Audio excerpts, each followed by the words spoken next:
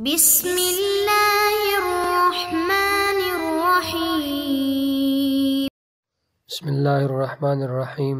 عزیز طلبہ اکرام، ہمارا ریاض الصالحین کا سبق نمبر 20 ہے۔ گزشتہ سبق میں ہم نے صبر کے درجات اور صبر کے اقسام پڑھے تھے اور حدیث نمبر 25 کی تشریح آپ کے سامنے کی گئی تھی۔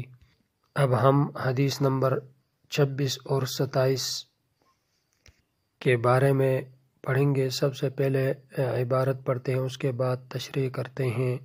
وعن ابی سعید سعد بن مالک بن سنان الخدری رضی اللہ تعالی عنہما ان ناسا من الانصار سألوا رسول اللہ صلی اللہ علیہ وسلم فأعطاهم ثم سألوا فأعطاهم حتى نفذ ما عنده فقال لهم حين أنفق كل شيء بيده ما يكن عندي من خير فلن أدخره عنكم ومن يستعفف يعفه الله ومن يستغني يغنيه الله ومن يتصبر يصبره الله وما أعطي أحد عطاء خيرا وأوسع من الصبر متفق عليه۔ وعن أبي يحيى صهيب بن سنان رضي الله تعالى عنه قال قال رسول الله صلى الله عليه وسلم عجبا لأمر المؤمن إن أمره كله له خير وليس ذلك لأحد إلا للمؤمن إن أصابته سراء شكر فكان خيرا له وإن أصابته ضراء صبر فكان خيرا له رواه مسلم۔ عزیز طلبہ اکرام، آپ کے سامنے دو احادیث پڑھی گئی۔ سب سے پہلے ہم حدیث مبارکہ کا ترجمہ کرتے ہیں۔ حدیث نمبر 26 کا ترجمہ۔ حضرت ابو سعید سعد بن مالک بن سنان خدری رضی اللہ تعالی عنہما سے روایت ہے کہ انصار کے بعض لوگوں نے آپ صلی اللہ علیہ وسلم سے کچھ سوال کیا تو آپ صلی اللہ علیہ وسلم نے ان کو دے دیا۔ انہوں نے پھر سوال کیا تو آپ صلی اللہ علیہ وسلم نے پھر ان کو دے دیا، یہاں تک کہ آپ صلی اللہ علیہ وسلم کے پاس جو کچھ تھا وہ ختم ہو گیا اور ہر چیز جو آپ صلی اللہ علیہ وسلم کے ہاتھ میں تھی وہ خرچ ہو گئی۔ تو آپ صلی اللہ علیہ وسلم نے ارشاد فرمایا، میرے پاس جو کچھ ہوتا ہے اس کو میں تم سے ہرگز جمع کر کے نہیں رکھتا۔ وَمَن يَسْتَعْفِفْ يُعِفَّهُ اللَّهُ، اور جو شخص سوال سے بچنے کی کوشش کرتا ہے اللہ اسے بچا لیتے ہیں، اور جو بے نیازی طلب کرتا ہے اللہ تعالیٰ اس کو بے نیاز کر دیتے ہیں، جو صبر اختیار کرتا ہے اللہ تعالیٰ اس کو صبر عطا کرتے ہیں۔ وَمَا أُعْطِيَ أَحَدٌ عَطَاءٌ خَيْرًا وَأَوْسَعَ مِنَ الصَّبْرِ، اور صبر سے زیادہ بہتر اور وسیع تر عطیہ کسی کو نہیں دیا گیا۔ حدیث نمبر 27 کا ترجمہ۔ ابو یحییٰ صہیب بن سنان رضی اللہ تعالی عنہ سے روایت ہے کہ رسول اللہ صلی اللہ علیہ وسلم نے ارشاد فرمایا کہ مومن کا سارا معاملہ ہی عجیب ہے کہ اس کے تمام کام اس کے لیے خیر ہیں، مومن کے سوا اور کسی کو یہ چیز حاصل نہیں۔ اگر اس کو خوشحالی میسر آتی ہے تو شکر کرتا ہے تو یہ شکر کرنا اس کے لیے بہتر ہے، اور اگر اس کو تنگ دستی آ جائے تو صبر کرتا ہے تو یہ صبر کرنا مومن کے لیے بہتر ہے۔ اب ہم تشریح کرتے ہیں۔ حدیث نمبر 26 کے جو الفاظ ہیں فَلَنْ أَدَّخِرَهُ، اس جملے کے جو ہے دو مطلب ہیں۔ پہلا مطلب یہ ہے کہ میں تم سے اعراض کر کے اوروں کے لیے اس کو ذخیرہ نہ بناؤں گا، اور دوسرا مطلب یہ ہے کہ میں اس کو نہ چھپاؤں گا کہ تمہیں اس سے روک دوں۔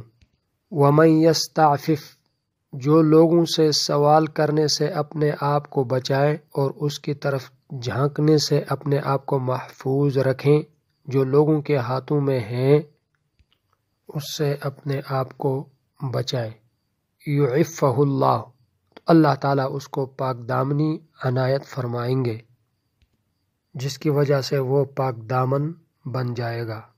یغنیہ اللہ، اللہ تعالیٰ اس کے دل کو غنی بنا دیتے ہیں، یا اس کا مطلب یہ ہے کہ اللہ تعالیٰ اس کے لیے رزق کے دروازے کھول دیتے ہیں۔ اوسع من الصبر، اس کا مطلب ہے صبر وسیع تر شے ہے کہ اس سے معارف، مشاہد اور مقاصد وسیع ہوتے ہیں، یعنی صبر سے آدمی اپنے منزل مقصود تک پہنچ سکتا ہے، اور صبر کرنے والوں کے ساتھ اللہ کی مدد اور نصرت شامل ہوتی ہے۔ اس حدیث میں جو سخاوت کا بیان ہے، اس سے یہ اندازہ ہوتا ہے کہ نبی اکرم صلی اللہ علیہ وسلم کی سخاوت اور وہ مکارم اخلاق جو آپ صلی اللہ علیہ وسلم کی فطرت میں ڈالے گئے ہیں۔ اور اس روایت سے یہ بھی معلوم ہوا کہ مالداری کثرت اشیاء سے نہیں بلکہ اصل مالداری دل کی ہے، جیسے کہ فارسی ایک محاورہ بھی ہے، استغنا بدل ہست نہ بمال۔ اصل آدمی کا دل غنی ہونا چاہیے۔ صبر سے اعلیٰ اخلاق اور عمدہ صفات میسر آتی ہیں۔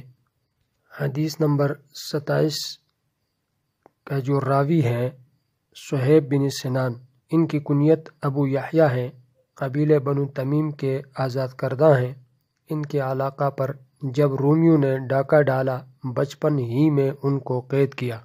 روم میں پلے اور بڑے ہوئے، بعد میں ان سے قبیلے کلب والوں نے خریدا اور مکہ لائے تو ان سے عبداللہ بن جدعان نے خرید کر آزاد کیا۔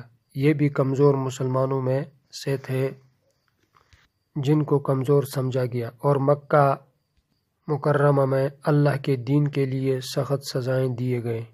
پھر مدینہ منورہ آئے۔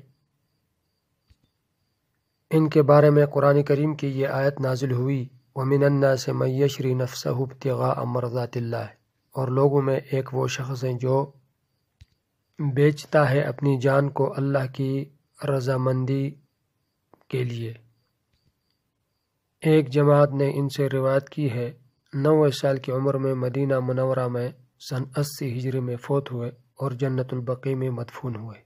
اس روایت کے جو الفاظ ہیں عجباً، عجباً یہ مفعول مطلق ہے۔ اس کا مطلب یہ ہے ابن آدم کسی چیز سے اس وقت تعجب کرتا ہے جب وہ چیز اس کے ہاں عظیم معلوم ہو اور اس کا سبب مخفی ہو۔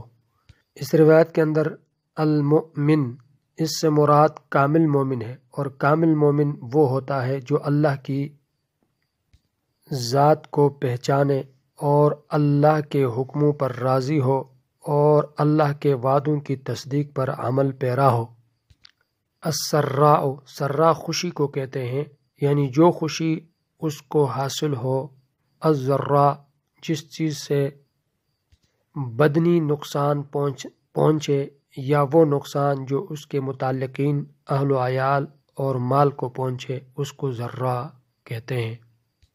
اس روایت سے یہ ثابت ہوا کہ مسلمان کی زندگی میں پیش آنے والی خوشی اور غمی ہر ایک اس کے حق میں خیر اور اللہ کے ہاں اجر کا باعث ہے۔ اور اس روایت سے یہ بھی معلوم ہوا کہ کامل مومن خوشی میں اللہ کا شکر گزار ہوتا ہے اور تکلیف پر صبر کرتا ہے، جس پر وہ دنیا اور آخرت کی بھلائی پاتا ہے، کیونکہ شکر سے مال بڑھتا ہے اور ناشکری سے، ناقدری سے مال میں، علم میں، عمل میں کمی پیدا ہوتا ہے، اور تکلیف پر صبر کرنے سے آدمی کی ہمت بڑھ جاتی ہے اور اللہ تعالیٰ کی طرف سے اسے توفیق ملتی ہے۔ اور تکالیف پر صبر کرنا یہ بھی مومن کی پہچان ہے۔ باقی کمزور ایمان والا وہ ہے جو مصیبت میں اکتاہٹ ظاہر کرتا ہے، جس سے اس کے ذمہ مصیبت کا حصہ اور ناراضگی کا بوجھ دونوں پڑ جاتے ہیں۔ اس طرح کمزور ایمان والے کی علامت یہ بھی ہے، اسے نعمت کی قدر نہیں، اس لیے وہ اس نعمت کے حق کی ادائیگی کا لحاظ نہیں رکھتا اور نہ ہی وہ شکر ادا کرتا ہے، چونکہ وہ نعمت اس کے حق میں سزا بن جاتی ہے۔ ہمارا سبق مکمل ہوا، جس کا خلاصہ یہ ہے کہ ہم نے حدیث نمبر 26 اور 27 کے بارے میں پڑھا، جس میں کامل مومن کی پہچان کی گئی اور کمزور ایمان والے کی پہچان ہوئی کہ وہ مصیبت میں اکتاہٹ ظاہر کرتا ہے، جس سے اس کے ذمہ مصیبت کا حصہ اور ناراضگی کا بوجھ دونوں پڑ جاتے ہیں۔ اس طرح صبر کی اہمیت کے بارے میں ہم نے پڑھا۔ اگر کوئی آدمی تنگ دستی کی حالت میں اور تکلیف پر جب صبر کرتا ہے تو یہ صبر کرنا اس کے لیے بہتر ہے، کیونکہ مصیبت پر صبر کرنا یہ مومن کی علامت ہیں۔ اگلا ہمارا سبق حدیث نمبر 28 اور 29 کے بارے میں ہوگا انشاءاللہ تعالی۔ السلام علیکم ورحمۃ اللہ وبرکاتہ۔